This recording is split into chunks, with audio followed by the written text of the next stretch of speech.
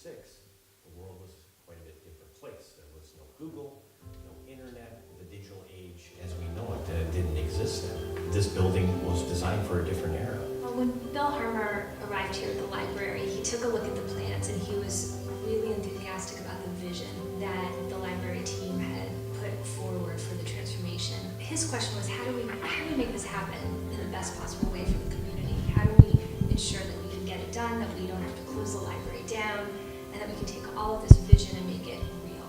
I think ever since he's started, it's just been this infectious energy.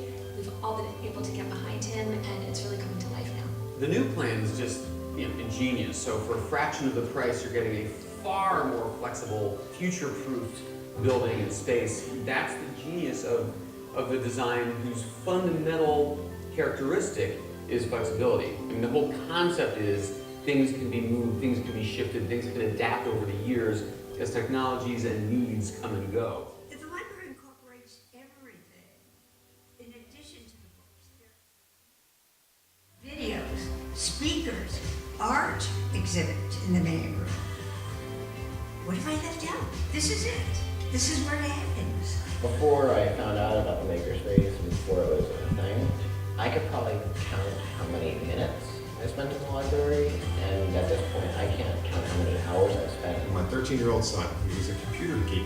He stayed in the basement and he built stuff, and now he works here. And they just gave him a new space because he's moving his makerspace upstairs, and he has, like, instead of a cart he can move around, he has like a couple square feet in a corner. And he's giddy. And he loves coming to the library, he loves working, and the fact that there's a place for him to do that, that understands who he is, what he wants to do and how to do it, and puts him in a community and a group that is of similar like mind to him, sky's the limit. This is just an amazing transformation. The view of the Saugatuck is beautiful. That's where our books will be. You can go downstairs, have a quiet space, do research, all the things that we do on our main level now, allowing the main level to be flexible programming space, maker space, hacker space, media lab. At the same time, we'll still have books on the main level. So you're getting two libraries, I believe.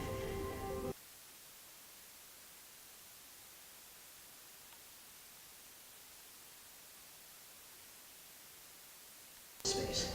And we hate to turn them away with just 3 conference rooms, and now we won't need to. I consider the Westport Library one of the crown jewels of Westport, Connecticut. This is one of the things that makes people not only move to Westport, but want to stay in Westport. The facilities and the capabilities that the library has to offer.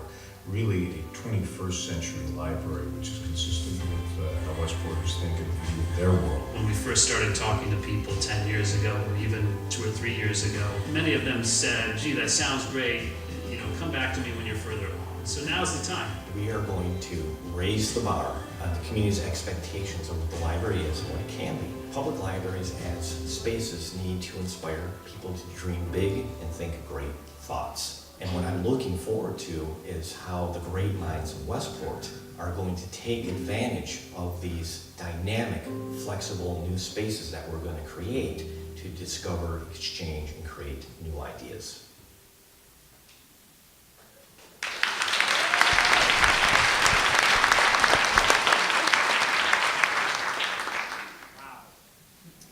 Good evening, ladies and gentlemen. I'm Ian Bruce. I'm a trustee of the library, and it is my great honor to chair the building committee for the transformation project that you just learned a bit about in this video. Our director, Bill Harmer, and a dedicated team of library staff, volunteers, consultants, contractors, and architects have been working non-stop for about 2 years on this plan to bring our beloved library into the 21st century, so that we can continue to give all of you, our community, the incredible range of services and programs that you want, both now and for decades to come. When I was young, I thought of libraries as repositories for books and documents. They were, and they are. But really, that's just one visible and somewhat superficial manifestation of the library's true mission as a lifelong center of learning. Libraries are about finding knowledge, sharing it, and creating new ideas in a collaborative and a constructive environment. Our library, your library, hosts over 1,000 visitors a day of all ages, from toddlers to great-grandparents. It hosts over 2,000 programs a year, ranging from talks by authors, to language clubs, to the Maker Fair, to the kind of incredible program that you're here to see tonight. And it provides resources for research and study to school and college students, entrepreneurs and business people, artists, and writers. But our physical plant has not kept up with the times and no longer meets the needs of our patrons. So we have embarked on a radical transformation that will completely update our library and give us much greater flexibility to serve you, your friends, your neighbors, your children, and your grandchildren. Imagine, if you will, 20 meeting rooms of different sizes available to all, for small study groups, for large meetings. All that can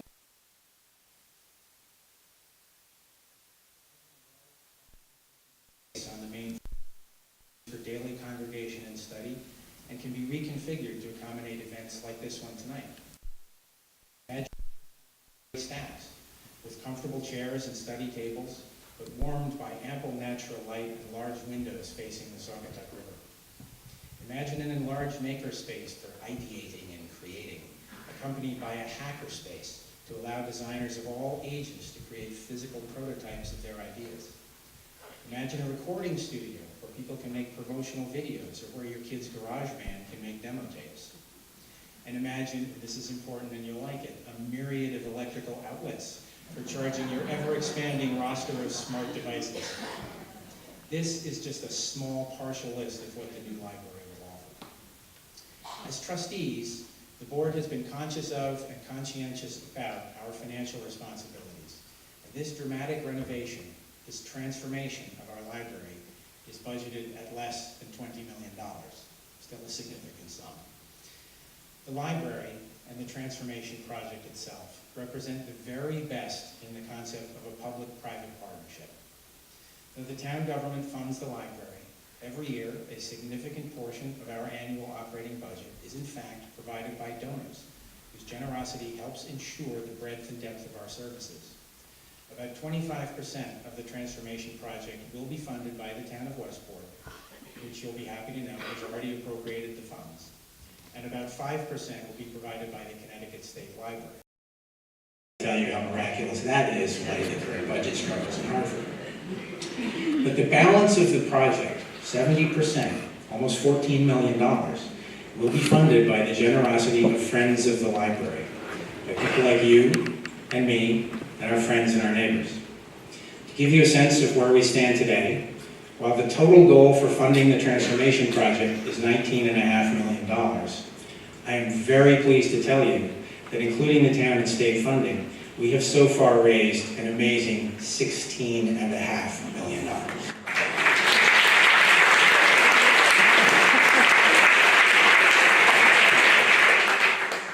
There are many, many people to thank for this, but I would like to take special note tonight of one family who recently dramatically inspired us all with their gift, and whose support reaffirmed our vision and the direction for the 21st Century Library.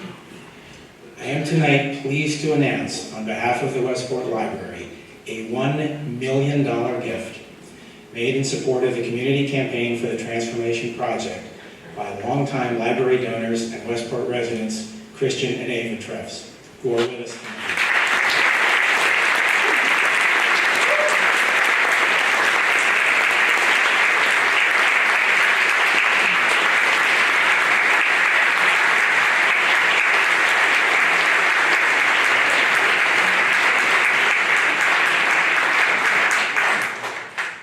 I also want to let all of you know that underpinning this most recent donation, there have been several major donors, many of whom are also in the audience with us tonight, who laid the groundwork for the possibilities that will be realized in the transformation project. This kind of support and commitment is exactly what will allow us to commit to and to continue to evolve outstanding programs like this evening's Malloy Lecture in the Arts.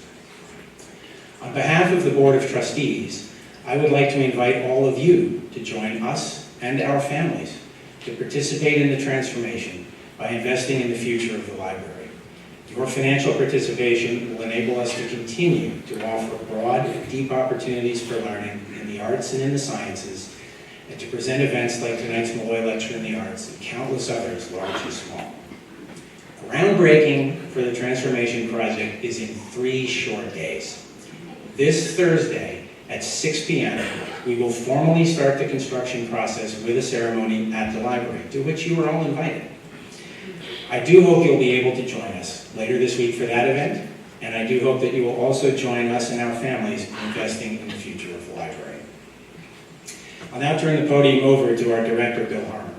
If you haven't had the opportunity yet to meet Bill, you have nonetheless seen the effects of his hard work in the transformation project's progress. In his spare time, he directs a very devoted and talented staff to operating the library and to bring services and programs to you every day. Bill?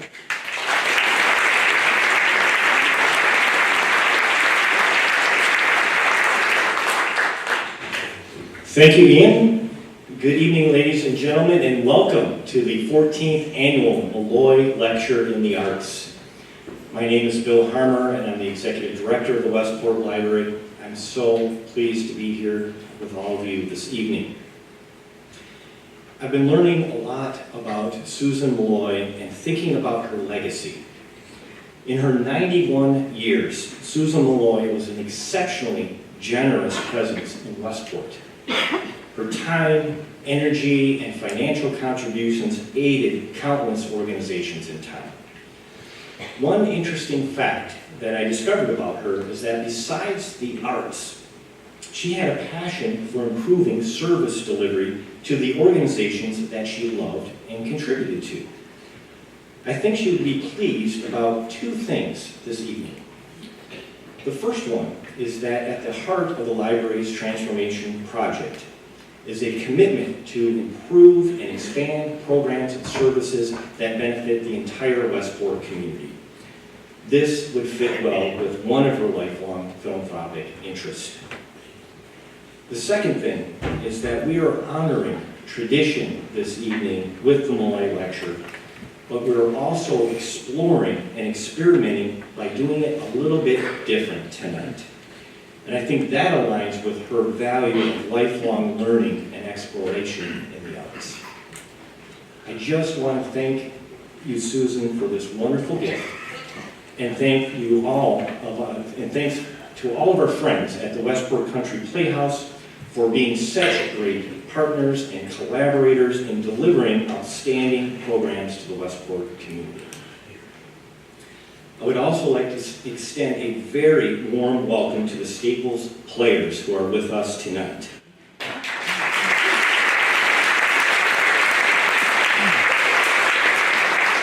We have set aside 25 reserved seats especially for them, and I want them to know that we recognize their importance in the theater arts here in Westport. Those of you here this evening who knew Susan personally or are inspired by her contributions to the arts or to the people in this community, and those of you here this evening who are inspired and informed by tonight's conversation, I invite you to please join us in our capital campaign so that we can continue to build on the library's role as one of the crown jewels in the town of Westport. Now, let me tell you a quick story about this year's Malloy Lecture in the Arts and how it came to be. Our planning committee for 2017 had begun to generate a lot of great ideas for potential guests, but nothing was coming together in quite the right way. Then I remembered seeing Andrew Wilk speak in front of a packed audience of wise women in the library's McManus room back in 2015.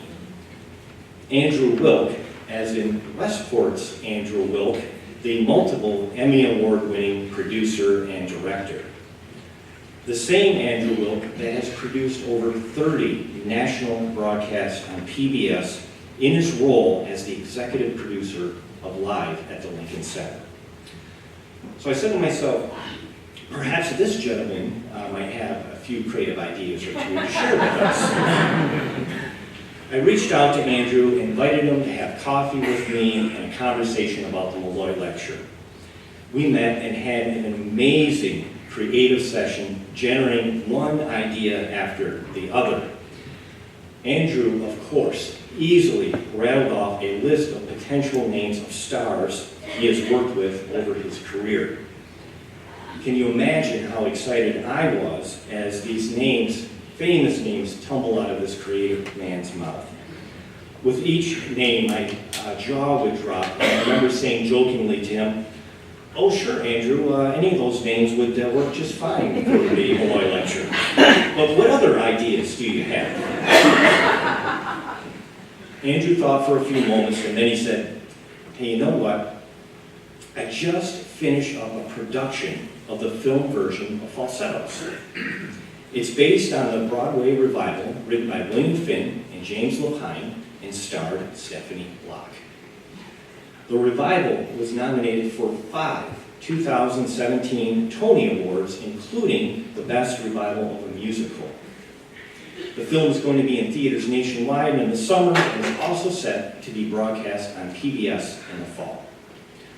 What if we pulled it together, a panel discussion centered around selected scenes from the film of Falsettos, and we invite William Finn, James Lapine, and Stephanie Block? In other words, Bill, we can bring Broadway right here to Westport. What do you think of that idea?"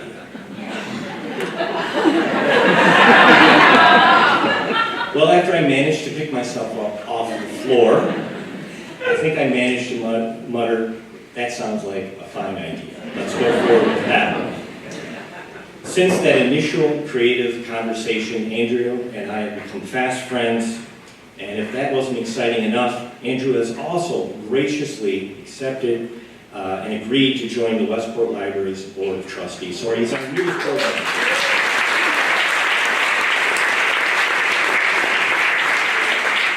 So ladies and gentlemen, would you please welcome my friend and colleague and our gracious host for this evening, Mr. Andrew Wilk.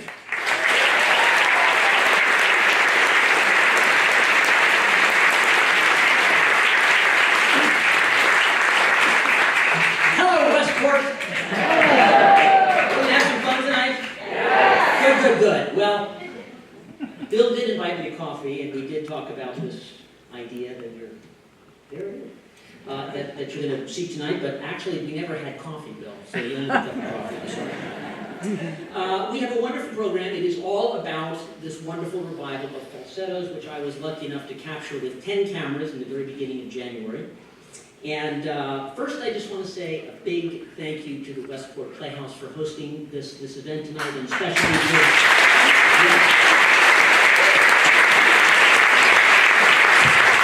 to David Dreyfus, who is back there manning the controls.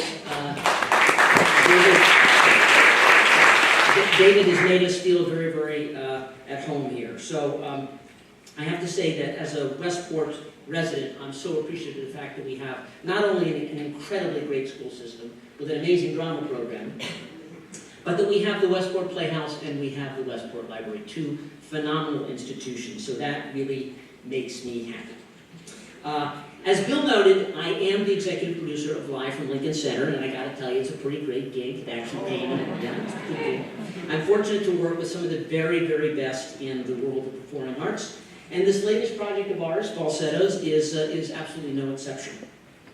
When I received word just over a year ago that Lincoln Center Theater would be bringing Falsettos back, this time to the Broadway stage, I just knew that we had to bring it to a larger audience than just the theater audience. It sold beautifully. Thankfully, everybody involved in the production was game, so we descended with our 10 cameras. You know, inviting a camera crew to capture a show was kind of like having a drunk uncle at the party. We come in with all our cameras and our cables and our control trucks and extra lighting, and everybody and if you ask Bill Finn tonight what it's like, he's going to say, "Oh my God, I hated it." He liked the result, but he hated sitting in the truck. I think it was just, it's kind of like a bombing mission in there.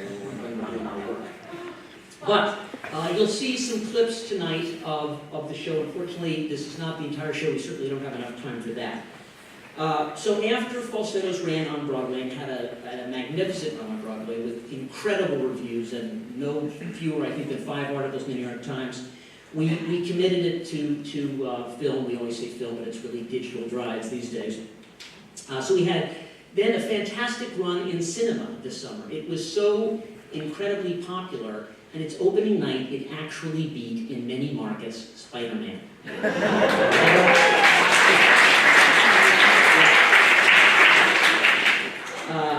I'm kind of still amazed at that. I'm not sure I really believe it, but it feels good, and it just feels good to say it. Then after the cinema run, and it may come back again this fall, it's now on Broadway HD, which is a streaming service where millions of people are seeing it there. And soon it's going to be on my favorite device, a television. Imagine a television. It's going to be, and so this is actually the official announcement. We've not been able to say the exact date at the time. I now am telling you it's going to be on PBS on October 27th, which is a Friday at 9 p.m. So you have to promise me you're going to tune in. Help my ratings. Help PBS. Okay, on with the show. So joining us this evening are three very, very special people. I'm honored to share the stage with them. James Lapine and William Finn are the creators of some of the most celebrated and beloved American musicals. These two men share a formidable list of credits. Here's just a sampling. James Lapine is the director of stage and screen, a playwright, a screenwriter, and a librettist. He's won the Tony Award for Best Book of a Musical 3 times for Into the Woods, Passion, and of course for Falsettos, all 3 of which he also directed for the stage. Other notable credits include the librettist for Sunday in the Park with George, stage director for the 25th Annual Putnam County Spelling Bee, and co-producer and director of the acclaimed HBO documentary 6 by Sondheim. He has frequently collaborated with Stephen Sondheim, and of course, William Finn. William Finn, or Bill, as we will call him tonight, is a prolific composer and lyricist. He's won the Tony Award 2 times, both for Falsettos, once for Best Music and Lyrics, and also for Best Book. A sampling of Bill's other writing includes A New Brain, the 25th Annual Putnam County Spelling Bee, and the musical adaptation of Little Miss Sunshine. Bill is also a member of the faculty of NYU's Tisch Graduate Program in Musical Theater Writing. Our third very special guest this evening, and you'll want to stay because she's going to close out this evening with a half-hour set that will just knock your socks off. Stephanie J. Block. Yes. Stephanie is a 2-time Tony nominee for Best Actress in a Musical for the Mystery of Edwin Drood, and of course, Best Featured Actress in the musical Falsettos, which you're about to see tonight. Stephanie's Broadway credits also include Anything Goes, 9 to 5, Wicked, The Pirate Queen, and The Boy from Oz. Her regional theater credits are just ridiculously long, and we're not going to go there. She's just been in absolutely everything. On television, you've probably seen Stephanie in Orange is the New Black, Homeland, Madam Secretary, and she'll have a recurring role in the new NBC drama, which I think is going to be hit. It's called Rise, based on the book by Michael Sokoloff called Drama High. So I'm really looking forward to that. So I want you now, please, to help me welcome to the stage James Lapine, Bill Finn, and Stephanie J. Block.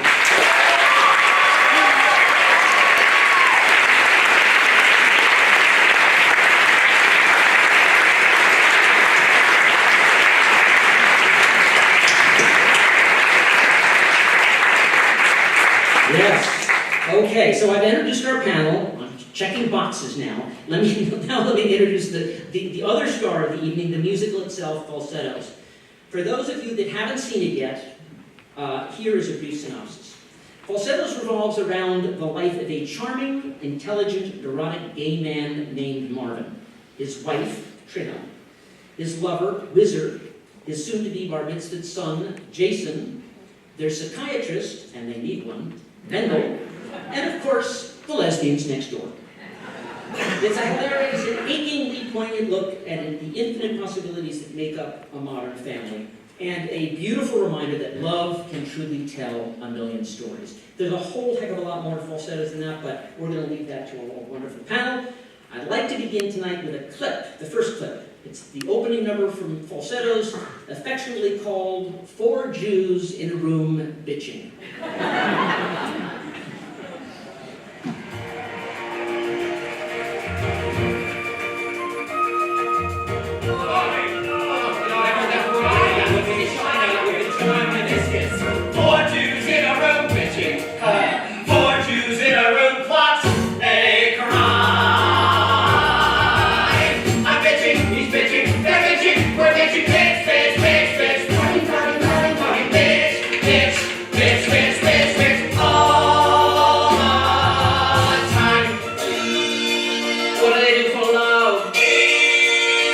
they do for lunch. 4 Jews in a room, kitchen. 4 Jews in a room, stew. They stew to parade.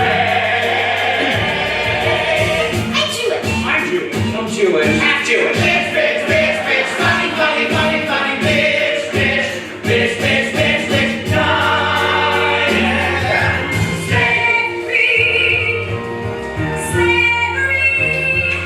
We crossed the desert, running for our lives, fleeing from the Pharaoh, who was up to no good. Now we're at the Red Sea, Pharaoh is behind us, causing us extincted. What we need is a miracle. And then the Red Sea split before us, no more sorrows. We got our miracle.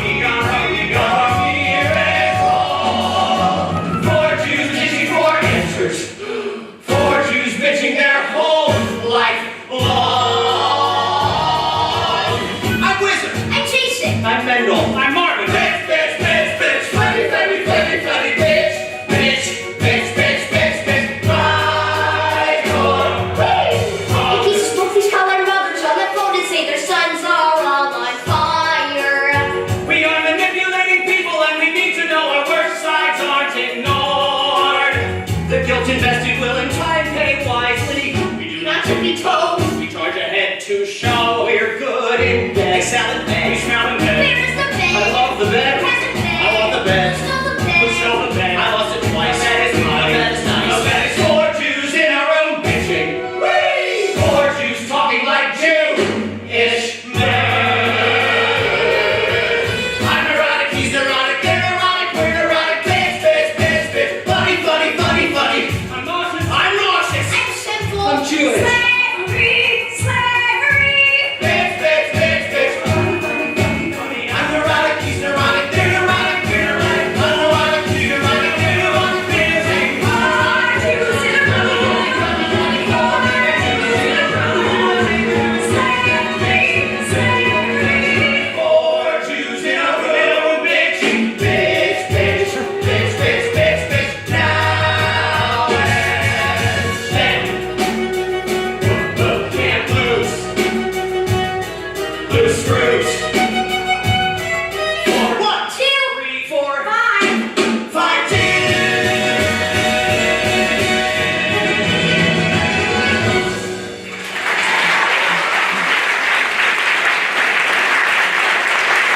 That was terrific.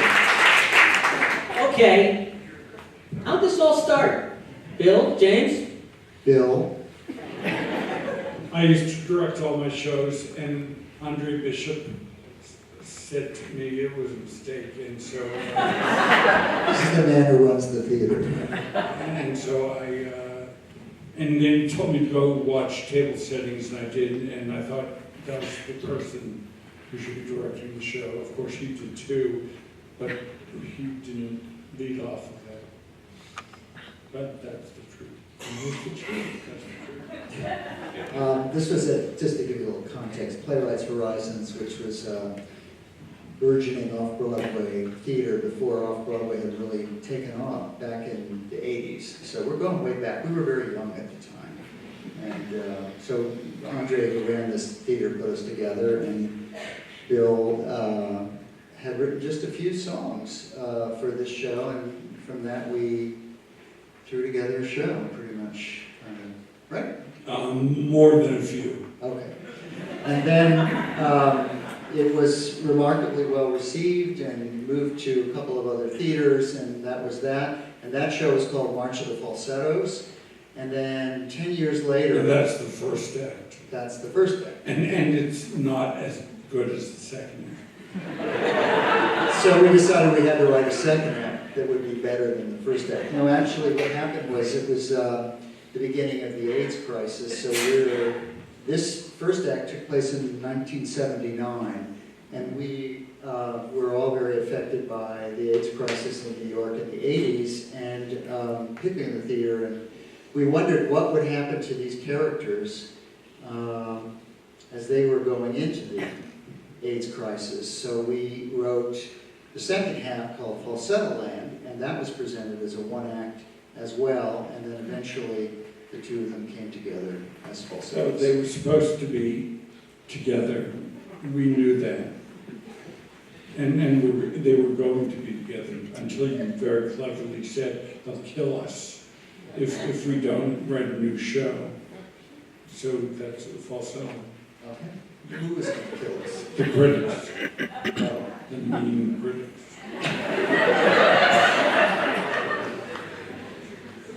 Is that good? Okay. I think, You know, the show's kind of quirky and we're kind of quirky, so she'll Okay. tell you all the real dirt. I hope you took really good notes because there's a test. So listen, let's kind of go to the 30,000-foot level. Just tell us about the major themes for those people that haven't seen Falsettos. What are the big overarching themes of Falsettos? You want to take that one? No. How to be a man. I think how to be a man is pretty much what a man is in the world. Yeah, I think that's a good description of it. And having this boy in it, we discovered that putting him in the second act, having a bar mitzvah, concurrently with this crisis. At that time, they didn't have a name for AIDS, but people were mysteriously dying, and suddenly this family that was so fractured when this man left his wife for a man, and the child trying to come to terms with that, and suddenly came around. So I would say it's also about what you do in a time of crisis and how things that seem so important to us shrink in importance when the bigger issues come creating a shadow over us. What do you say, Stephanie J. Block? I agree with you. I like that you said fractured family. I think that's important. I think loss, forgiveness. There are a lot of huge things, I think, in this play. Wonderful. I want to get to the second clip because you've got to see this. This is like the number that absolutely stopped the show every time, 8 times a week. So rather than doing this one live, we're going to show this clip for you. But Stephanie, you know this number better than anybody because you perform it every day. It's called I'm Breaking Down. Tell us what's going on. Yes. But you're not allowed to sing along. Stephanie, what's going on with Trina? A lot of things. I feel Trina is this wonderful woman who's been able to suppress so much of her emotion. She is, in my estimation, a woman who decorates her house perfectly, cooks the perfect meal, tries to look as best as she could, but she has just a well of tears right here at any time of the day at a moment's notice. And this happens within, first half hour of the first act? And so you have been introduced to all of the characters, and they come at you full force. Trina's hiding a lot of things, although you see her at a psychiatrist's office early on, but she doesn't let these things out. Now she's safe in her kitchen, her place. She's making a banana carrot surprise, and all hell breaks loose on the inside of this really broken, wonderful, tender woman. Okay. I was working with Elaine Stritch on another show, and I said, do it this way. And she said, why should I do it that way? I said, because I'm smart. She said, I know how smart you are. You put the 11 o'clock number at 8:30.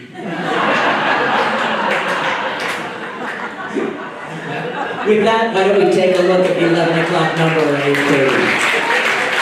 Go ahead, Nick, roll it.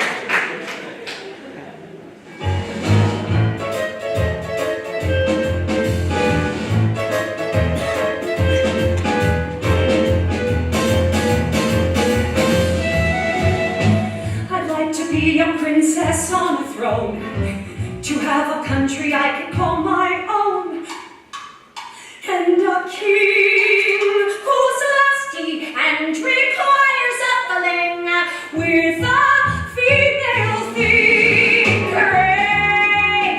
Men will be men. Let me turn on the gas. I caught them in the den with Marvin grabbing Whizzer's ass. Oh, sure, I'm sure he surely did his best. I mean, he meant to be what he was not. The things he was are things we to Johnny forgot. He's a queen, I'm a queen. Where is my crown? I'm breaking down. I'm breaking down. My life's not pretty, and my kid seems like an idiot to me. I mean, that's it. I mean, he's great. It's me who is the matter, talking louder than the maddest matter. If I repeat one more word, I swear I'll lose my brain. Oh, what else should I explain? Oh, yes, it's true. I can cry on cue, but so can you. I'm breaking down. I'm breaking down. Down, down. You ask me, is it fun to cry over nothing? It is. I'm breaking down. No, I don't have time for a breakdown now. I've got to get back to my banana carrot surprise. This isn't my first bris. Just the tip.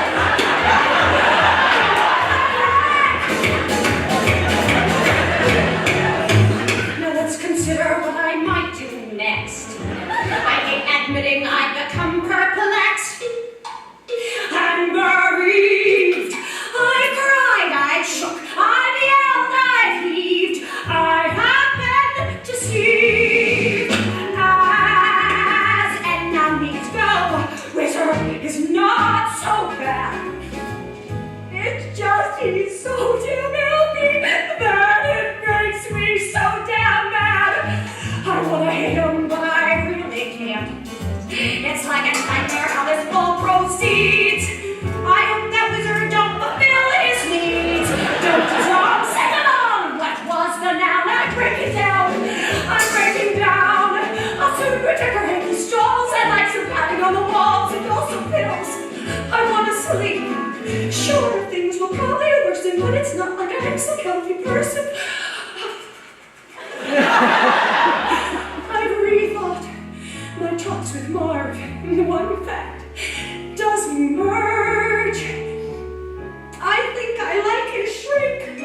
So that is why I might turn to drink. I'm on the brink. I'm breaking down. I'm breaking down. Tone down. I only want to love a man who can love me or like me or help me. Help me. Marvin was never mine. He took his meetings in the boys' latrine. I used to cry. He'd make a scene. I'd rather die than dry clean. Marvin's wedding gown. I'm breaking down. I'm breaking down. It's so upsetting when you found that what's rectangular is round. I mean, it stinks. I mean, he's clear. And to me, I'm just a freak who needs a baby every other week. Oh my God, that feels so good.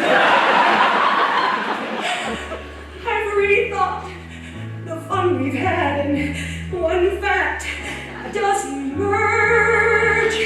I've played the foolish clown, the almost virgin who sings this dirge is on the verge of breaking down. I'm breaking down, down, down. The only thing that's breaking up is my family.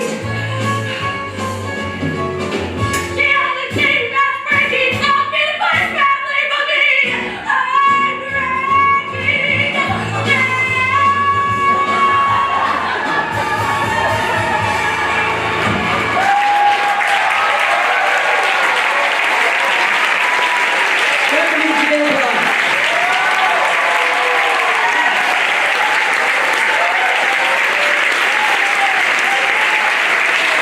This is why we have to stage a we're done acting up here so you can watch the best half-hour music you're going to hear. Unbelievable. Anyhow, Stephanie, it would seem that you and Trina have very different lives, but you know, you're married, you have a beautiful little girl at home. How did you kind of bring Trina to life?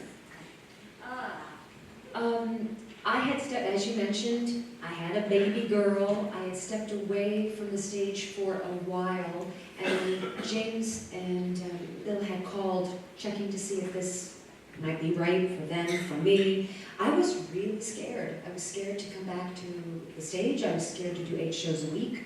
I didn't know if those 2 years that I'd stepped away. Anyway, the bottom line was I was an insecure mess, my poor husband. And yet somehow when I revisited the score of Falsettos and I listened to those soundtracks, it touched me in such a way, and I did find great commonality between she and I, in the sense that there was a lot of stuff based in fear and insecurity, and I was an emotional, like everything just seemed to be right at my fingertips, every emotion you could possibly have.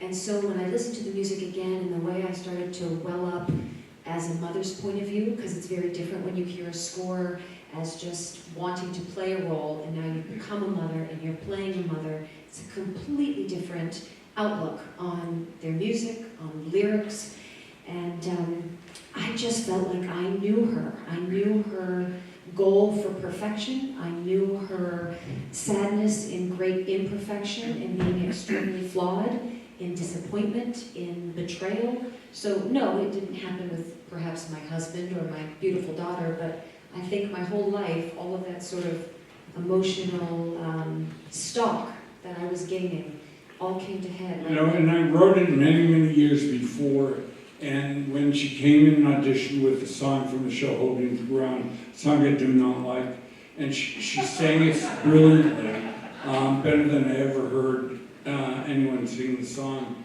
And it was just kind of written for her voice. You know, there just those things happen.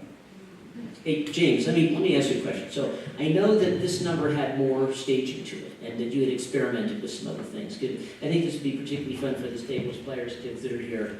Talk a little bit about how you brought this to life, and maybe the bloody thumb. Oh, bloody thumb? Yeah. Oh. Or the index, whatever. I still miss that. But I know no one else does, but that's how it works. I have no recollection. I mean, you get in a rehearsal room, you try this, you try that, you invent. I never thought to have her touch her breast. That was all you. And the banana was a mistake. It was by kind of sheer necessity. You saw our set, so it constantly moves with us. It's not like it's automated or a technician comes on to clean things up. It was all on our shoulders. And so Anthony, the young boy who plays Jason, would have to clean up a lot of the things that fell on the floor. And if I didn't clean up all of the raw banana, poor sweet little Anthony, who plays Jason, was going to be cleaning the floor and picking up messy banana. And during rehearsal one day, I noticed there was a big chunk that I had overlooked, and so I shoved it in my face without realizing there's still probably 12 bars of music. And this one was like, "Do you think you could do that?" I said, "Well, we can try as long as I don't choke." And somehow that became quite a moment by sheer accident. But also, Pine is the kind of director where if something doesn't work, he doesn't panic, and he doesn't run out of ideas either. So that, if something doesn't work, he works on until it works. And there was, what Andrew's referring to, there was a bloody finger. And that was one of James' original ideas, is when I was cutting, there was going to be, you like macabre. I'm thinking about Into the Woods and the sisters' eyes that get poked out and all that stuff, cutting off their ankles. Well, here he wanted me to cut the banana, cut a portion of my finger off, so the audience couldn't really tell, oh crap, did the actress, is she hurt? And then turn around, put on a bloody bandage, have blood squirt onto my apron, and really he was holding on till the very last second until, we were,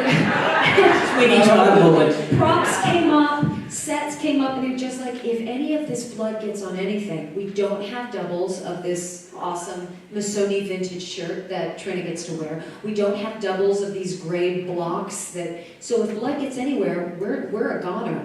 So the pun was not intended, but it's so good. The finger was cut from the shirt.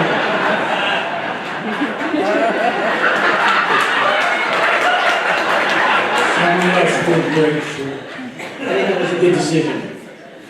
So, hey, anybody else want to so why did he have that idea? What? No, I'm just sorry it didn't work, but I'm kind of glad for television it didn't, but that's all right. James, tell us about, you told me early on that some Jewish audience members took offense to this piece. Oh, well, 4 Jews in a room, bitch. Yeah. Yeah. They didn't know I I don't know why. was Jewish, so they thought they were offended by it.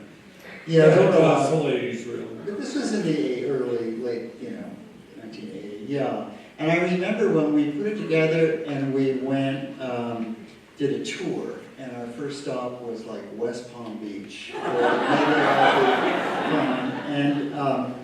And so I thought there would be a little Jewish blowback there, but not really. But once the 4 Jews number was over and people applauded, and then a guy who was kind of deaf in the front row said, "Again with the boys."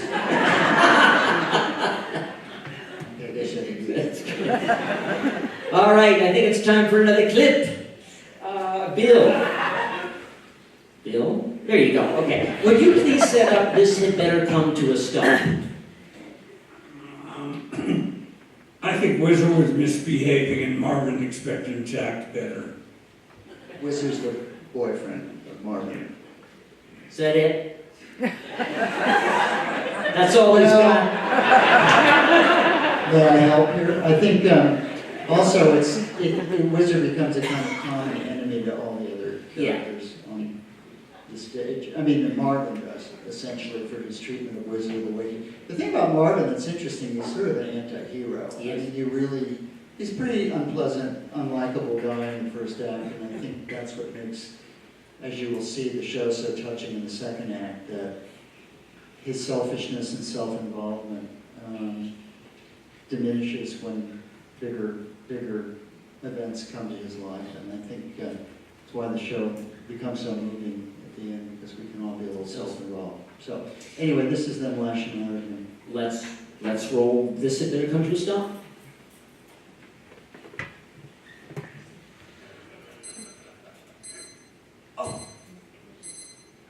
Late for dinner, late again, late for dinner, late again, late for dinner, late again, late for dinner, late, late, late, late, late for dinner, late again, late for dinner, late again, late for dinner, late again, late for dinner, late, late, late, late. Whizzer's supposed to always be here, making dinner, set to screw. That's what pretty boys should do. Check their hairlines, make the dinner, and love me. This is going nowhere and fast. Whizzer, this little thing that we have will not last. Don't feel responsible after all it's through. I'm not responsible. Life can be wonderful. Isn't this wonderful? And this had better come to a stop. Whizzer, now, Whizzer, chow, Whizzer, bend. This had better come to an end. I was supposed to make the dinner, make it pretty on his plate. Every wife should pull her weight, have it ready, make it tasty and love him. This had better come to a stop, doctor. This has been a tragic and horrible flop. Don't feel responsible after all it's through. Who is responsible? Don't ask me questions, I'm frightened of questions, but grateful that it's come to a stop. Trim a smile, trim a I'll help you mend. I met this man today. He wasn't very smart, but he was rich. Marvin, rich Marvin. Do you prefer I lust for brains or money? Brains, I'm not so rich, but hell, I'm smart. Love me, please, or break my heart. This is all very neat. This is all very neat. This is all very This is all smart. very neat. This is all very smart. And this had better come to a stop. Mental, don't touch me, don't condescend. This had better come to a this. This had better come to an end. This had better come to an end. Chop, chop, chop, chop, chop. I chopped it, I served his food. The jackass forced me. Chop, chop, chop, chop, chop, chop, chop, chop.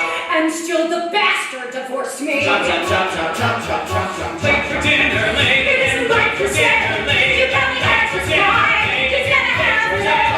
He's like a lazy who's denied.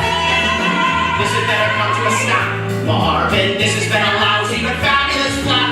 Why is it always ourselves who have to change? It's incredibly boring. Temporary, the fun temper. And this had better come to a stop. Marvin, why? Marvin, try. Marvin, then. This had better come to a this. This had better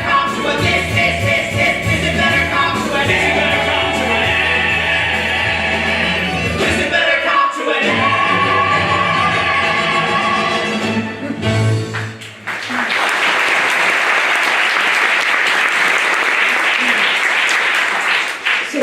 is kind of the anti-hero here. Why did you guys choose to make him so unsympathetic? I know he redeems himself. I went to school at Williams, and I had a professor there, Larry Graver, who told me that Jane Austen made Emma so unpleasant so that we could learn to like her, and that learning to like people was not a crime.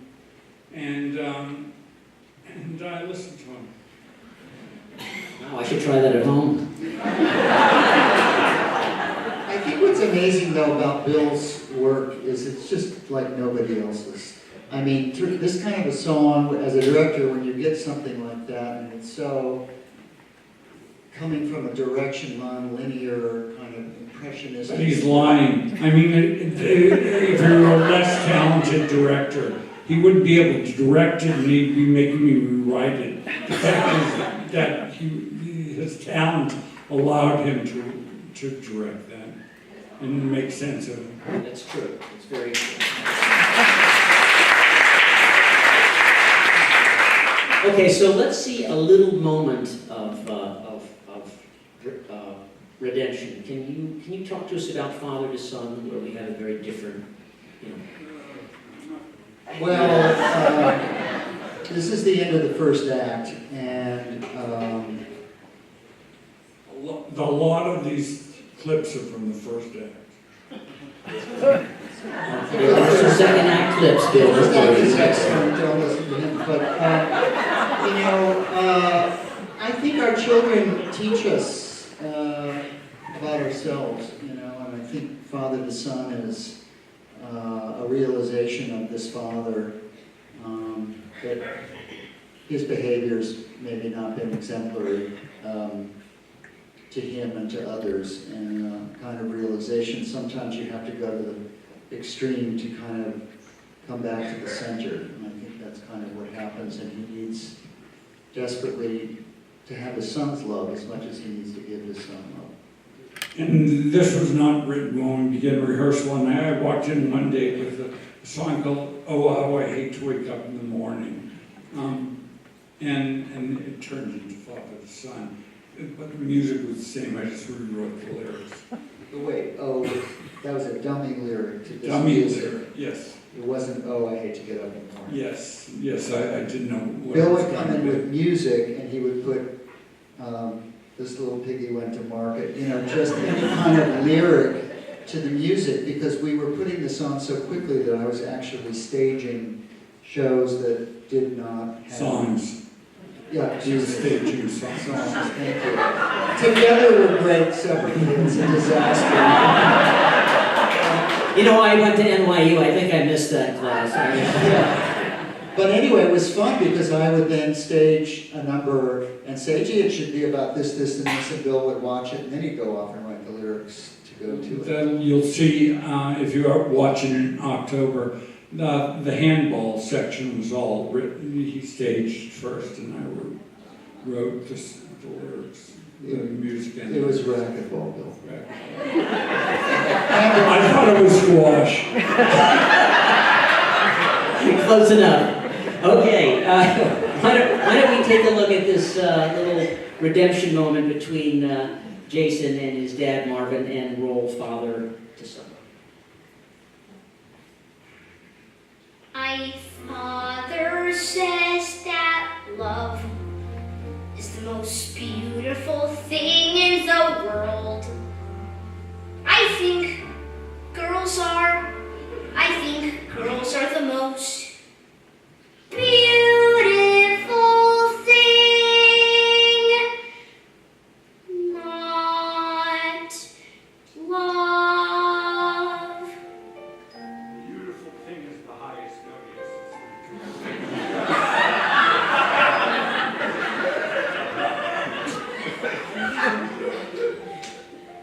Be my son. What I've done to you is rotten. Say, I was scared. I kept marching in one place. Marching marching in time to a tune I'd forgotten. I loved you. I love you. I meant no disgrace.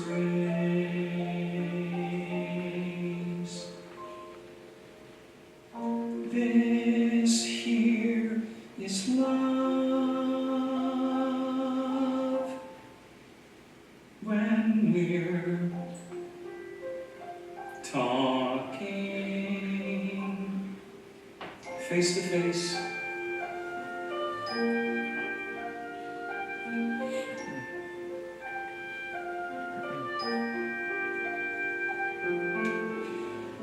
Father to son, I for one would take love slower. I've made my choice. You can sing a different song. Watch as you sing, how your voice gets much lower. You'll be kid, a man kid. If nothing goes wrong, move that line. Sing for yourself as you march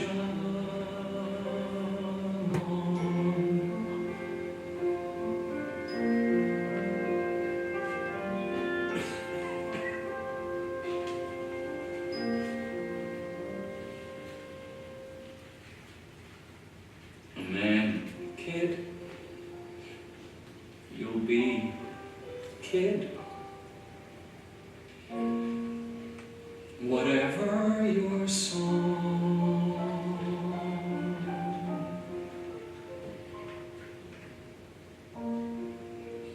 sing for us all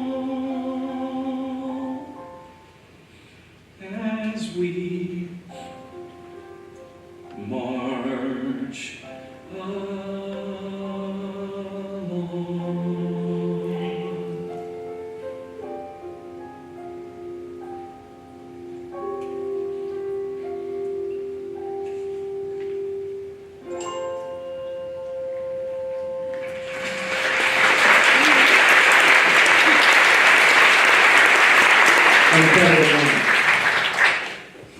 So that is technically the end of the first act, not of tonight, but of Falsettos. So 10 years later, it took you 10 years to come up with the second act, and yet it was only 2 years later in the character set. How did you decide where to pick up the story? Well, it didn't take us 10 years. We just 10 years later decided to write the second act. Oh, I just thought you were really slow. Sorry, we all went off to do other things, and it was interesting. I had no idea how that moment came. When we I called James after dreaming about it and said, this is what we should do. Because the first act, really, he put together much more, I started it, obviously, but he made sense of it. The second act I made sense of. But I didn't know how to make it work, even then. I could tell the story, I didn't know how to just to tell the story. I didn't know how to tell the story. Yeah, so anyway. Even though I told it. We told it together, and it was so much fun bringing the same actors back who had done it the first time, because they obviously had... Not these actors, different actors. Yes, thank you. And that was a kind of very moving experience to all get together again, and given that these characters' lives, which seemed so invested in what was going on, they changed so much now in the context of 2 years later. We had the wisdom of 8 years beyond that to look back at it. flowed very quickly, I think. We kind of wrote that one fast too, didn't we? They were both written in 8 months, basically. Just fast. 8 months, wow. And you used to talk about maybe it being a trilogy, and I didn't know if that was truth or not, where then Jason grew up. Was that Well, no, in the universe? there was a first part in Trousers, but that was, it hadn't been Latinized, I call it. And it was unsuccessful. Very talented. So what about the lesbians next door? Well, they were from In Trousers. We brought them back from In Trousers. Oh, okay. Oh, I didn't even know that. They were the lesbians? Yes, They have the different doctor. names still. They were, yes, but the doctor was supposed to play Miss Goldberg, and the high school sweetheart was playing Cordelia. Okay, but they were different characters. Totally different. They weren't lesbians in Trousers. No. They were anything else. Anybody confused? So it's time for a clip, don't you think? It's time for a clip. What do we got coming up We here? got baseball. We got baseball. James, you want to set this up? Yes, this is, Jason has gone to play Little League. I won't give anything away. And he has invited Whizzer, who Marvin has not seen, to come help him play. Now, James said to me, I wish we had a song with everyone in. I said, well, I have it in I carried around a book at that time. I said, I have a song like that. And there was the baseball game, but I hadn't figured out 2 or 3 chords left. And LaPine said, when were you going to give this to me? I said, well, when you needed it.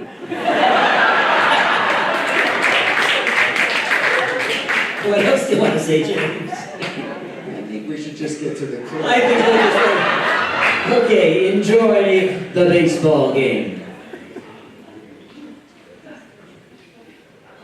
We're sitting and watching Jason play baseball. We're watching Jason play baseball. We're watching Jewish boys who cannot play baseball, play baseball.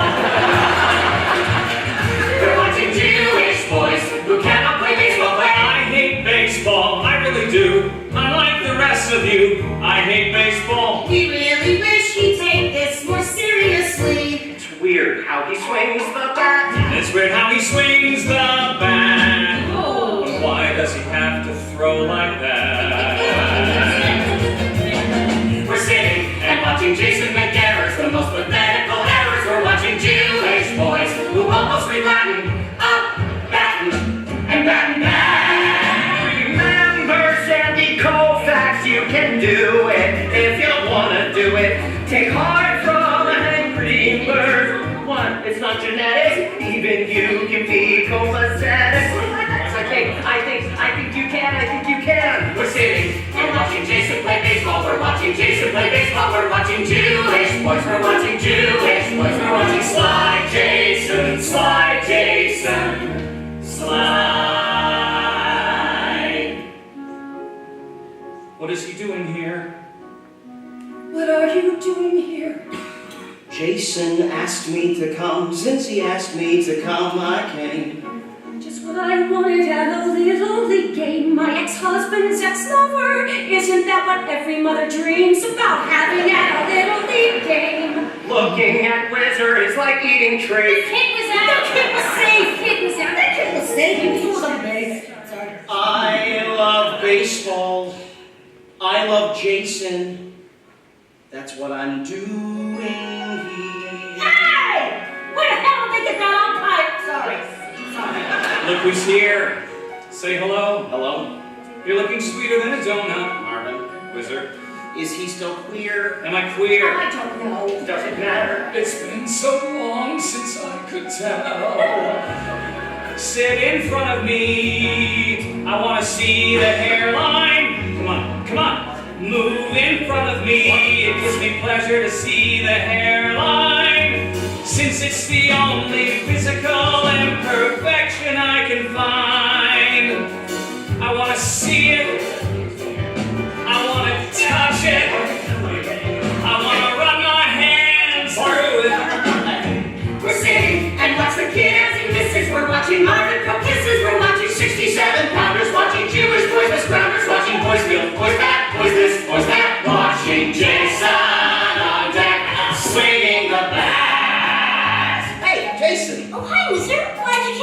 beginner, keep your head in the box. Don't think of a thing, keep your head in the box. Eye on the ball, take a breath and let it out and swing. See, that's what I'm talking about. That's how it's supposed to look. Keep your head in the box. Don't think of a thing, head in the box. Eye on the ball, take a breath and let it out and swing. Okay, go get him. Thanks, Wizard. When he bats, he looks good. Just remember, he's psychotic.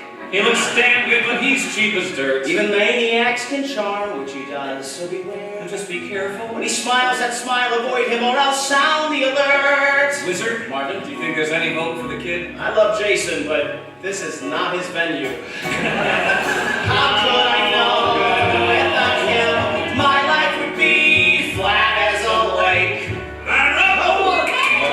Okay, Jason, you gotta stay closer to the plate. Yes, it is. He's gonna get hit by the ball.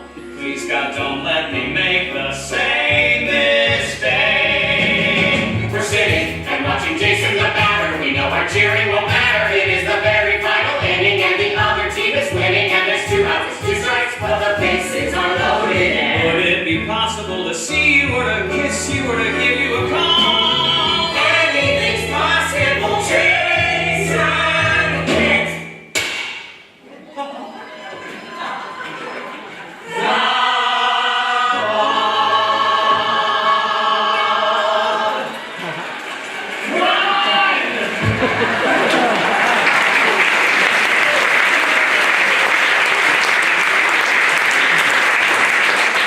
I'm a dad, I've never experienced that.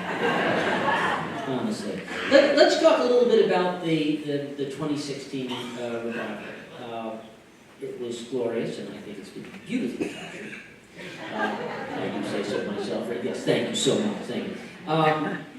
But what was really amazing to hear was kind of the response of the audience. Kids that weren't around in the 80s or even the 90s. I first saw the show in 1992 thanks to my beautiful wife Heather, who first clued me into Falsettos, who's in the audience tonight. But for some of the cinema screenings, I've heard that there are people showing up in 80s dress. Did you hear that, Jamie? Yeah. We get pictures Yeah. of, I want to call them kids, but high school students, 20-year-olds, and they're dressed like our characters, actually. It's become a wonderful sort of bonding and this really great cult gathering, if you could even call it. And I have more banana souvenir stuff than I can Yeah, so it has touched a whole new generation in a whole different way. But do you find that interesting or amazing? I mean, the show has aged so perfectly. You know, I have to say, when you were talking about it when it first came out, maybe some resistance from Jewish audience members. But, you know, you have to remember that homosexuality then, these topics were really not on people's radar. People were not talking about these kinds of things. And I think what was interesting when we came back to do it in 16 is the little boy didn't really understand what, I mean, he's, I don't know, he's 12 or something. We had to explain to him that, no, you couldn't get married when you were gay then, and that, you know, he had grown up with a whole different attitude towards it, and it was interesting to have to explain to him that it had changed. But we really didn't know whether there would be an audience for it. We had an audience of people, you know, our generation who had seen it and wanted to see it again, but I think the thing that was so exciting was that a whole new generation of audience members came to see it, and I have to say, I think it's the strength of the material. I don't know that, you know, some of the themes that you were talking about don't get old, you know? Sure. Yeah, I mean, you know, if you look at television these days, there are so many modern or non-traditional shows. There's Modern Family, there's Transparent, there's The Fosters, other shows of that ilk. And this show, I feel the show is way ahead of its time and still so phenomenally brave, yeah, and resonant. So, Stephanie, you're the youngest person up here by just a smidge. Not kidding, sorry. You saw Falsettos when you were a teenager. You didn't?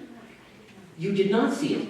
My notes have failed me. I'm so sorry. Keep talking though. I'll keep nodding. Anyhow, in knowing the show, Yes. in seeing some element of the show, hearing the show, Yes. how did it resonate for you? Why did you want to take this role? It's interesting because Bill had mentioned Holding to the Ground, and that was the first song I had heard. I was working, oh gosh, I guess I was 20 years old. I was working in Branson, Missouri, doing the Will Rogers Follies with Pat Boone. 12 times a week, don't be jealous. And one of our ensemble members who had a glorious voice was belting out this tune, and I like to call myself a belter even in my 20s, and I said, what is that? I've never heard that before. And she introduced me to the song, and then she introduced me to Bill's work. And again, at 20 years old, the way you hear a soundtrack is quite different. And so I tended to gravitate to a lot of the tunes that were more melodic or had levity to them. But the way Bill writes is very layered, and some things, like a baseball game that can seem kind of normal and mundane, there's a lot going on as far as character work and character study and complications. And I don't think at 20 I had the musical palette or was ready for what your language was, Bill. And it took me a while. I mean, I like tap dancing and curling my hair and putting on red lipstick and making people happy with musical theater. And this was, oh my gosh! Don't we all?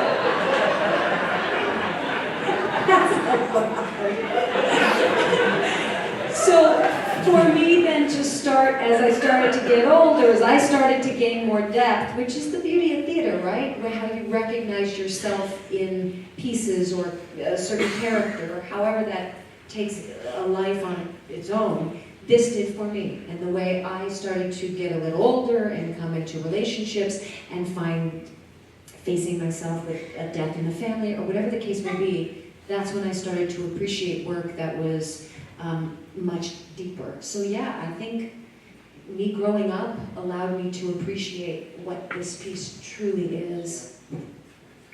Good. Moving. I can't believe how fast our time has gone here, folks, but we're up to our last clip. So here's your warning. Get out the Kleenex. James, I'm going to let you set up Jason's bar mitzvah. Well, it's pretty set up already. There's a lot that you're not seeing about the boy's bar mitzvah and him discovering that Whizzer is sick, and he doesn't. There was a lot of question whether he was going to have the bar mitzvah or not. And as you will see, he decides he wants to do it, not have a big affair, not have a party, but actually do it in the hospital room where Whizzer is. And that pretty much says it all. So that's where we end up going. Let's take a look. How did you turn out so great? Who do I thank for the man you turned into? Kid, do you know how proud I am if I don't show how proud I am? You hold my dreams, kid. I burst at the seams because of you. Son of Jacob, Isaac, and Abraham, son of Marvin, son of Trina, son of Whizzer, son of Mendel, and got down to the lesbians from next door. Sing, oh, sing. Voim, vogile, heo, non below, all you sisu, all you strawell, ha'ulo to voim, abba.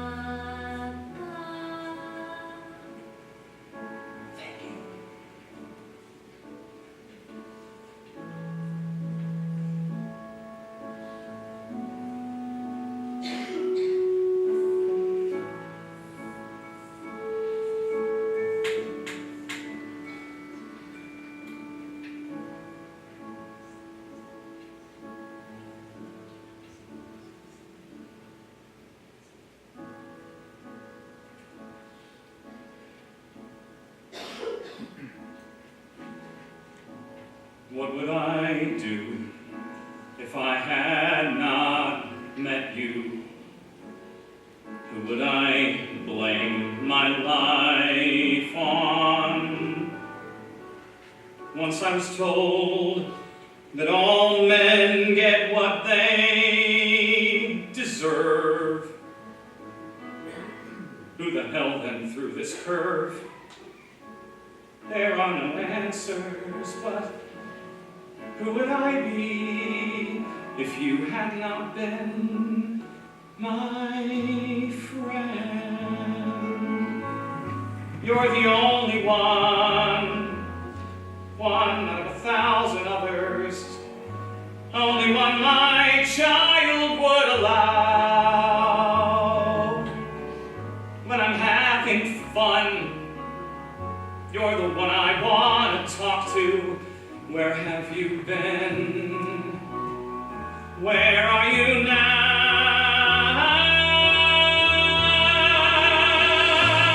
Who would I be if I had not loved you?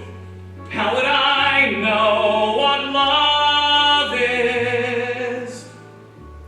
God only knows. Too soon I'll remember your faults. Meanwhile, though, it's tears and schmaltz.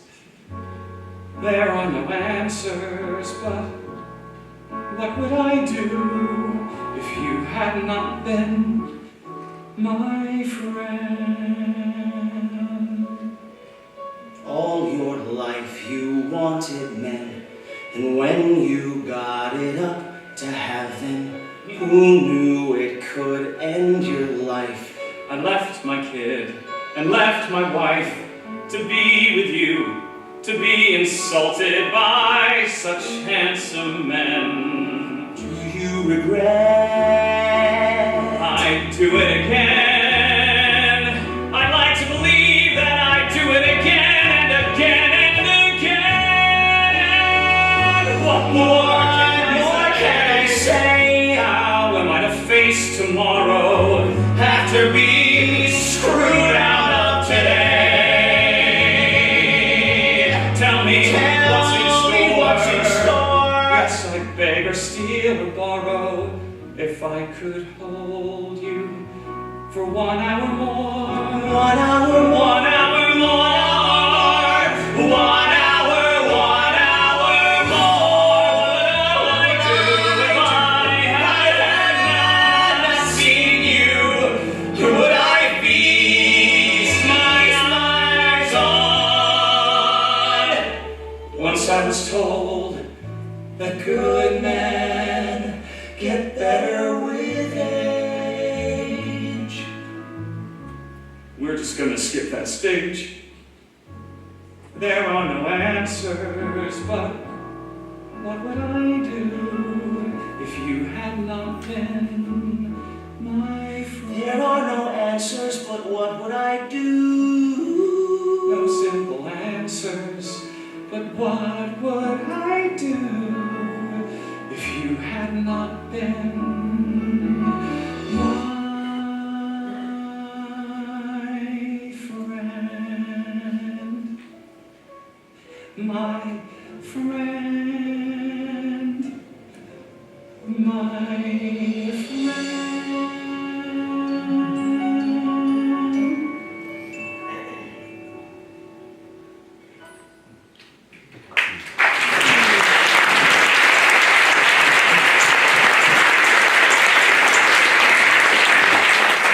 I think that speaks for itself. I have one short anecdote that I'd actually like to share with our esteemed panel. I'm not sure you guys actually know this, and this is thanks to Carrie Long, who's with Staples Players, and David Roth in the audience. Give that out. Yes. Can't wait to see Newsies, guys. In 1993, a young man by the name of Ari Edelson, who was president of Staples Players at the time, Ari proposed directing the first student production of Falsettos, a bold request at that time. Indeed, big shout out there. Edelman was shocked, but the school was in fact so liberal and agreed to let him produce the show. But at the end of the day, as the story goes, and I'm not exactly sure what the details are here, the principal did not want it mounted on the Staples High School stage. So, Westport Country Playhouse allowed Staples players, invited Staples players to produce it on this very stage, the first high school production.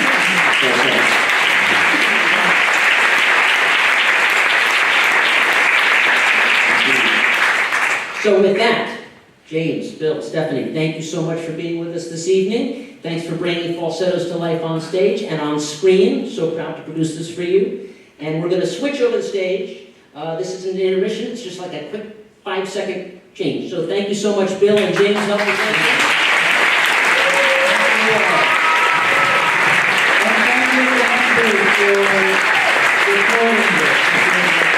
Thank you.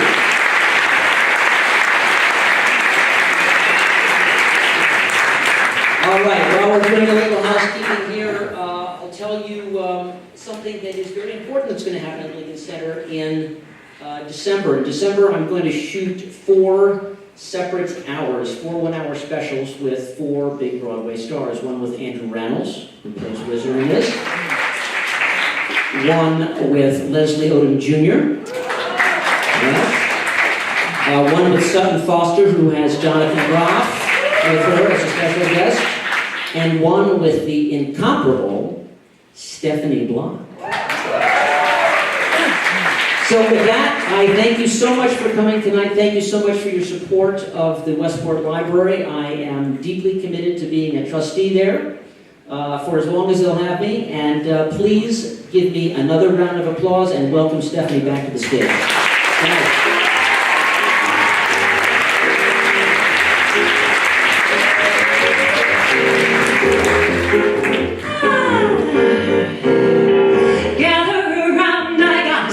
To tell about a Manhattan lady that I know very well. She lives at 5 Riverside. Her name is Shirley DeVore, and she traveled around the world to meet the guy next door. Now there was trouble inside apartment 29E. For Shirley's mother and dad, they were upset as could be. They said, "We hate to complain, Dad.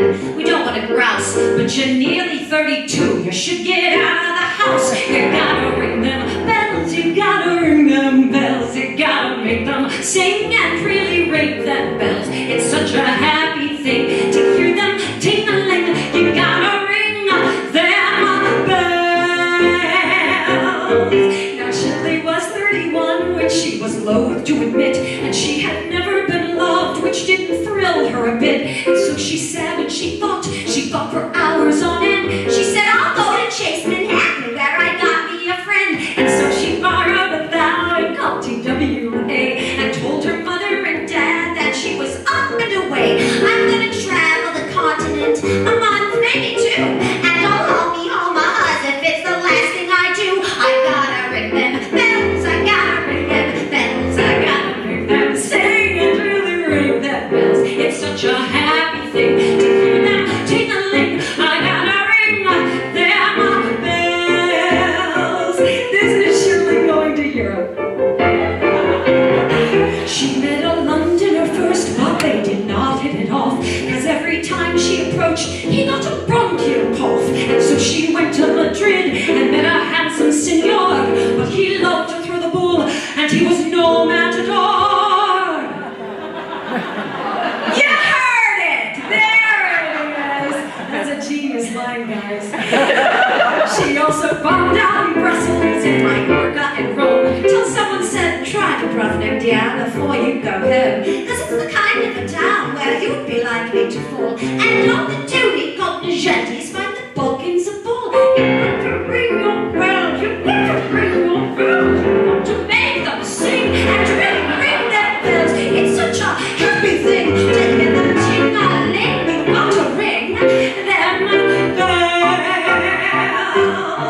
And so she went to Dubrovnik, and the very first day she met a guy on the beach who took her reason away. Yes, it was love at first sight, and such a beautiful scene. She said, "My name is Shirley DeVore." He said, "I'm Norm Saperstein."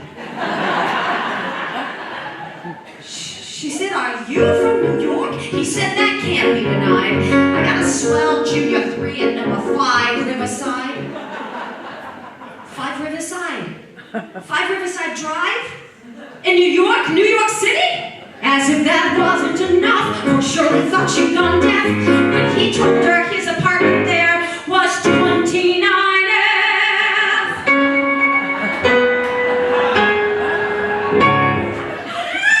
She was E, he was F, and they had not even met until they traveled the world to Yugoslavia yet. He'd always been right next door, but she would never have known. If she hadn't tried to Brovnik, she might still be alone. There's a moral to learn from little Shirley DeVore, who had to borrow $1,000 to meet her lover next door. You girls who live in apartments, don't stare at the walls. Open up the door and hurry out in the hall. Hey, ring them bells, come on, ring them bells, ring them, sing them, ring them bells.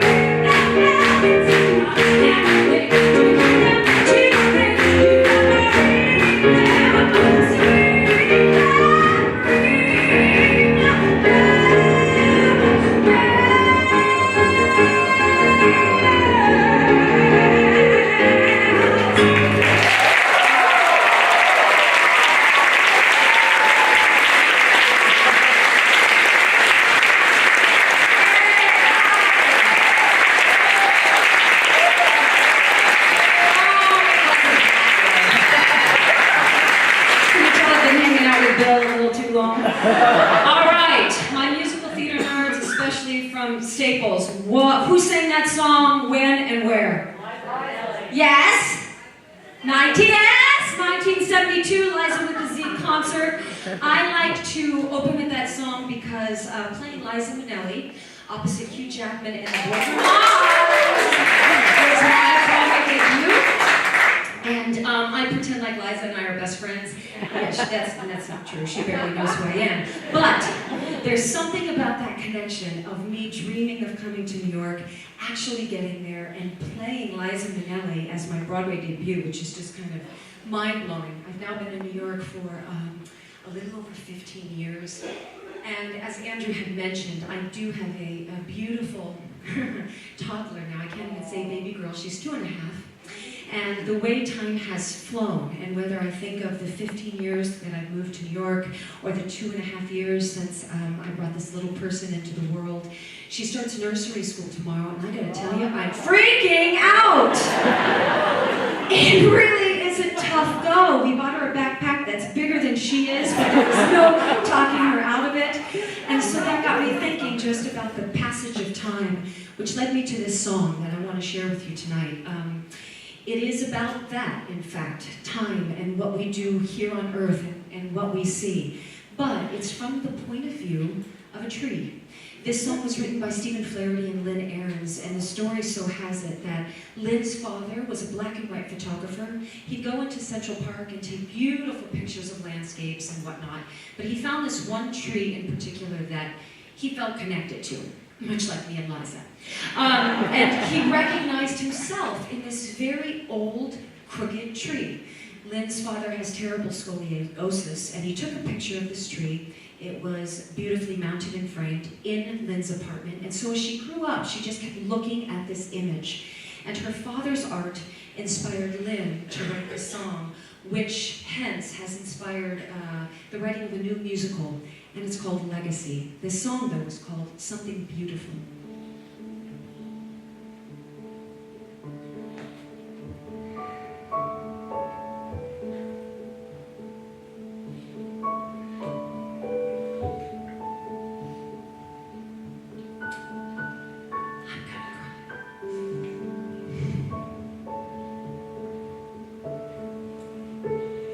Silent, I watch the clouds. Silent, I touch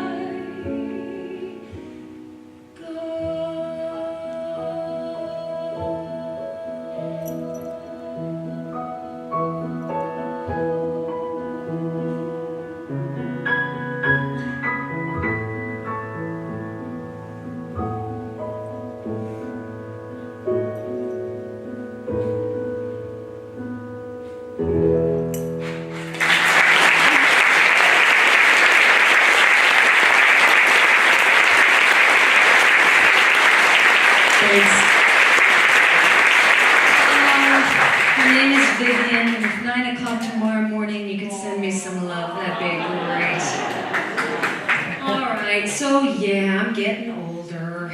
Back in the day, my dream role was playing Fanny Bryce. I got to do so a couple of times regionally. It was an extraordinary ride for me. I loved singing Julie Stein's music. I loved pretending. When I first started out, I just wanted to pretend to be Barbra Streisand, and then I found my way to my own character, and then learned much more about Fanny Bryce, and really tried to become and be that woman, to give her her due, and to be a responsible actress and tell that story.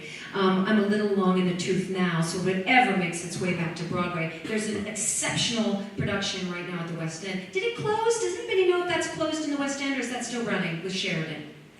Yeah, who knows? It's over the pond. We don't know. But that was an exceptional production, and there was whispers of it coming back, and I pretend, but it's just not going to happen. But you're here, and you're stuck in your seats, and I know this song, and I'm going to sing it.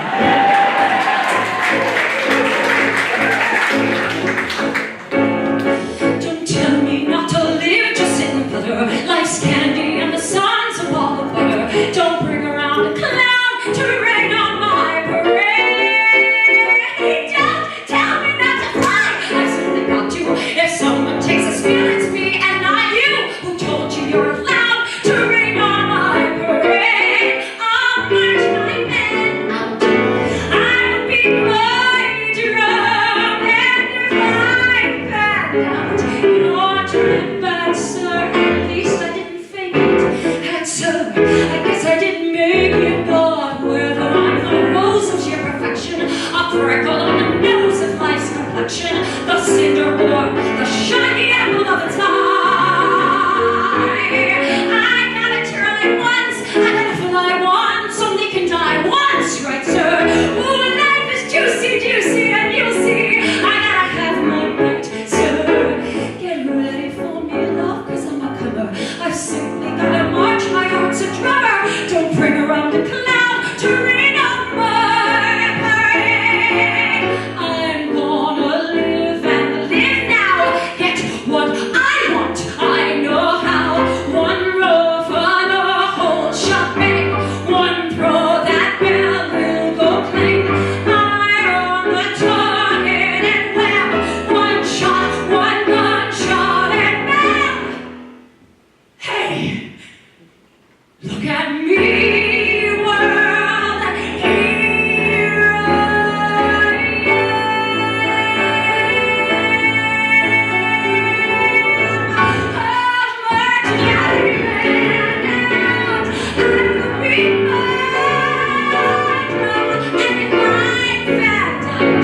Your turn at bat, sir.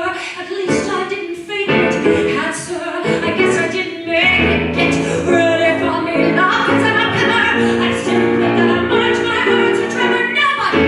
Nobody is gonna rain on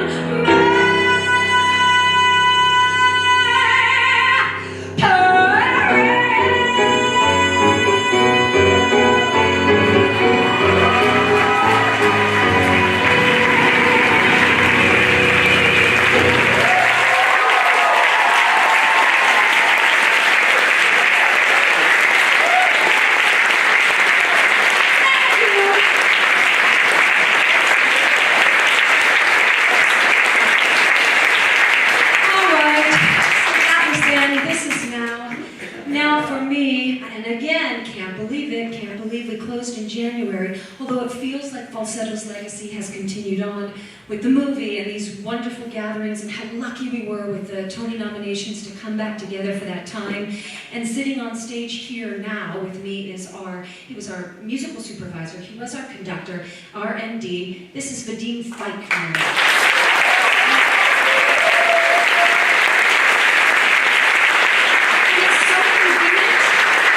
He is my neighbor.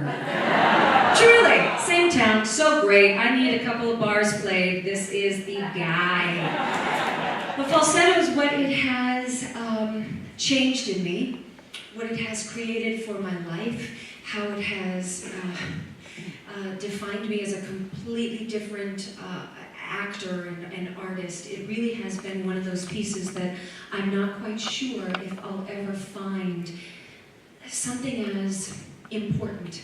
There are so many shows out there that are extraordinary and special and exciting, and nothing could be better, but when you use the word important, there's every now and then you find a theater piece that really meets that definition, and Falsettos did. It, like we spoke up here, it spoke to so many different themes. It reached to so many different people and different generations. And this one song that we did speak of called Holding to the Ground, it does take place in Act 2. The role of Trina has changed in the sense that she is starting to recognize herself in Marvin. She's starting to forgive. She's starting to understand that other people's journeys, happiness, hurts are their own. But yet it will always, if someone has been a part of your life, it always takes on a bit of yours. And nothing that you planned is really going to turn out the way that you hoped for or the way you planned. And that is life. So this song is called Holding to the Ground.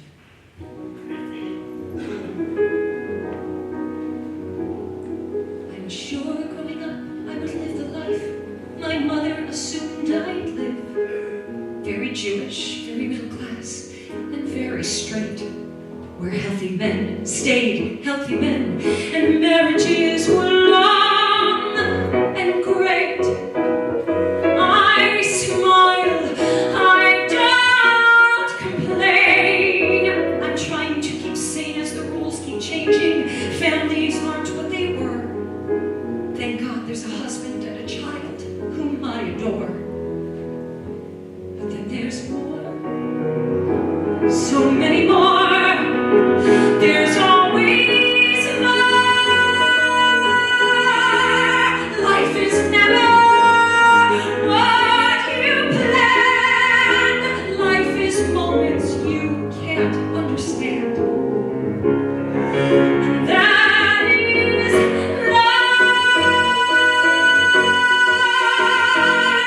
I'm plain, I don't astound. I hold to the ground as the ground keeps shifting, keeping my balance square, trying not to care about this man who Marvin loves. But that's my life. He shared my life. Yes, that's my life. Life is never what you planned. Life is moments you can't understand. That is life. Holding to the ground as the crowd keeps shifting,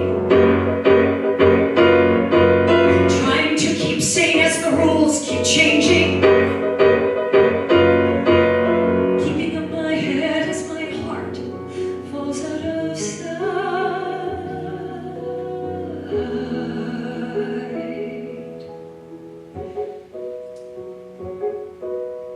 Everything will be alright.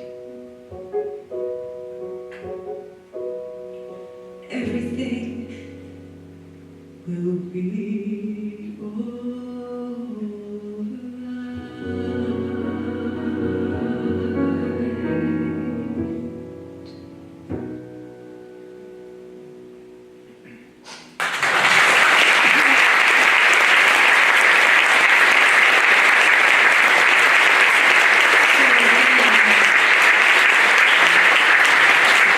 I want to plug this beautiful Falsettos that's going to be on your TVs, hopefully, October for PBS. And then I'm going to piggyback that with what Andrew mentioned, is that I've been lucky enough to been chosen, and I'll be doing my own concert, and Live from Lincoln Center will be filming it.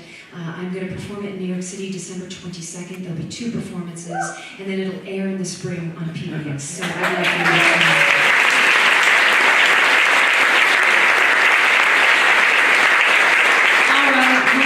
song that I'm sure all of you are familiar with. You've heard it a gazillion times, but this is how it began for me, and it inside when I think that my Broadway debut was Liza, because it was her mama that brought me to musical theater. It was Judy Garland, and as cliche as it sounds, the old MGM musicals touched me, and somehow, the way Judy used to sing, her storytelling, her openness, her vulnerability, it just made me feel like what she was doing was accessible.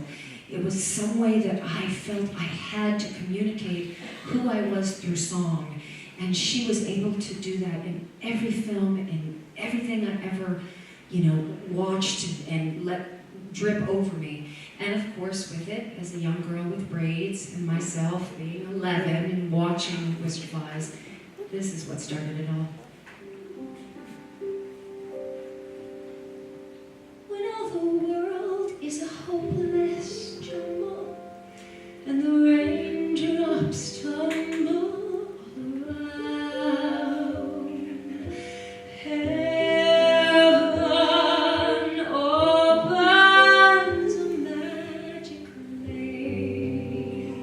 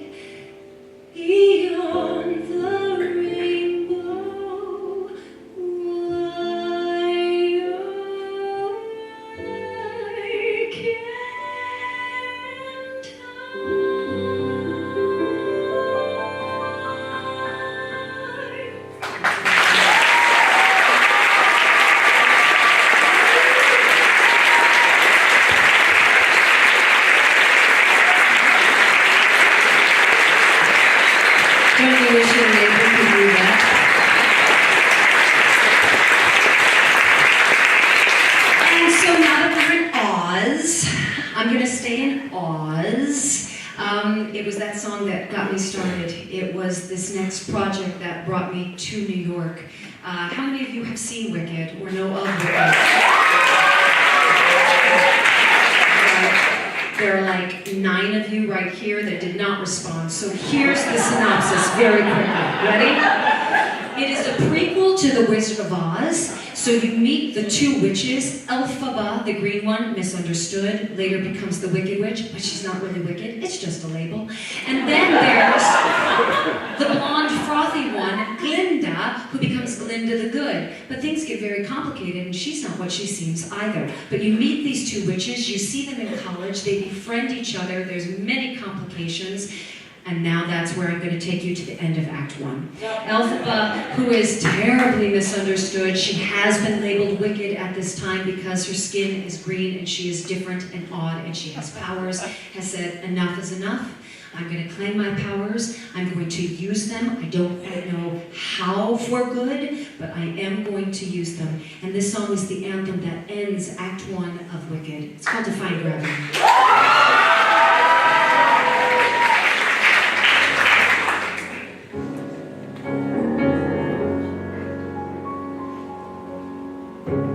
Something has changed within me. Something is not the same. I'm through with playing by the rules of someone else's game. Too late for second guessing. Too late to go back to sleep. It's time to trust my instincts, close my eyes, and to leap. It's time to try.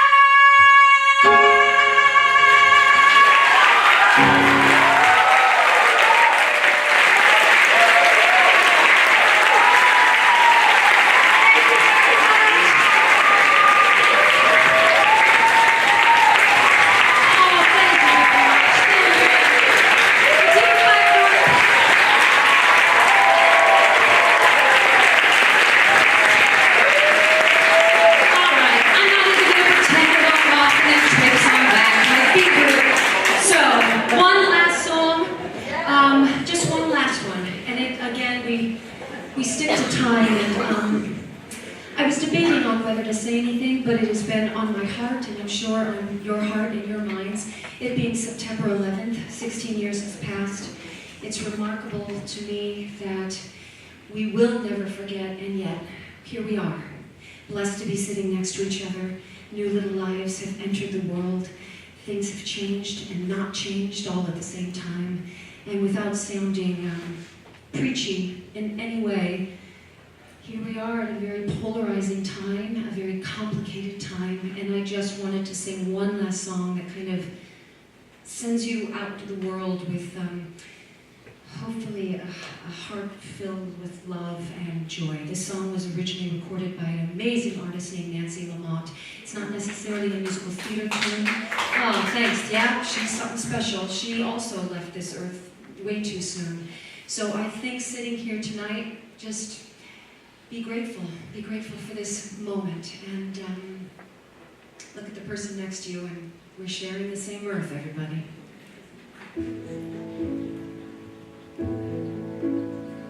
So many things we can't control, so many hurts that happen every day, so many heartaches that pierce the soul, so much pain that won't ever go away. How do we make it better? How do we make it through? What can we do when there's nothing we can do? We can be kind, we can take care of each other, we can remember that deep down inside we all need the same thing. And maybe we'll find, if we are there for each other, then together we'll weather whatever tomorrow may bring.